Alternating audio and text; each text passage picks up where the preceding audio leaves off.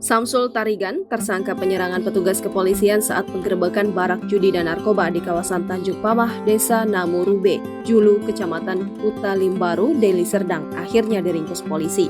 Samsul Tarigan ditangkap bersama dengan saudaranya bernama Govinda di kawasan Kabupaten Karo ketika hendak melarikan diri. Menurut Kasat Reskrim Polrestabes Medan, Kompol Teguh Fatir Mustafa, Samsul Tarigan dan Govinda ditangkap pada Kamis 9 November 2023 siang. Informasi yang diperoleh oleh Tribun Medan, Samsul Tarigan sempat diamankan di Polres Tanah Karo. Setelah diamankan di sana, Samsul Tarigan dan Govinda langsung dibawa Polrestabes Medan dan tiba sekitar pukul 21.24 waktu Indonesia Barat. Keduanya tiba menggunakan mobil Toyota Innova Zenix warna putih. Setibanya di Polrestabes Medan, tampak Samsul Tarigan dan Govinda duduk di bangku tengah. Keduanya pun langsung diturunkan dalam keadaan tangan diborgol dan langsung digiring ke ruang penyidik di gedung Satreskrim Polrestabes Medan. Ketika digiring ke ruang penyidik, Samsul Tarigan terlihat pasrah dan ekspresi wajahnya tampak lesu. Diketahui Samsul Tarigan ditetapkan sebagai tersangka setelah kejadian penyerangan yang terjadi di barak judi dan narkoba terbesar di Sumatera Utara pada 10 April 2023 silam. Samsul Tarigan yang disebut-sebut pemilik barak judi dan narkoba di wilayah Tanjung Pamah, Desa Namurube Julu, Kecamatan Kuta Limbaru, Deli Serdang, memimpin kelompoknya untuk melakukan penyerangan terhadap petugas yang datang ke sana. Kala itu Samsul Tarigan dengan gagah berani menyerang petugas kepolisian dengan cara melemparinya pakai batu.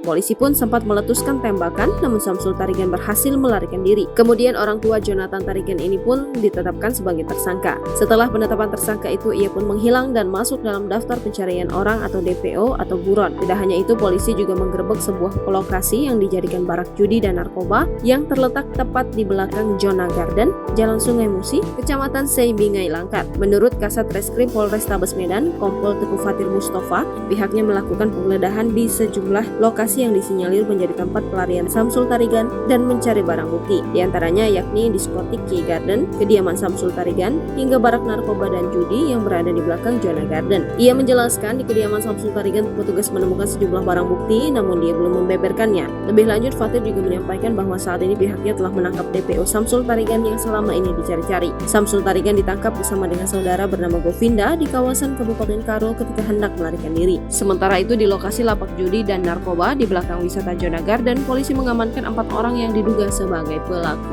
Download Tribun X sekarang, menghadirkan lokal menjadi Indonesia.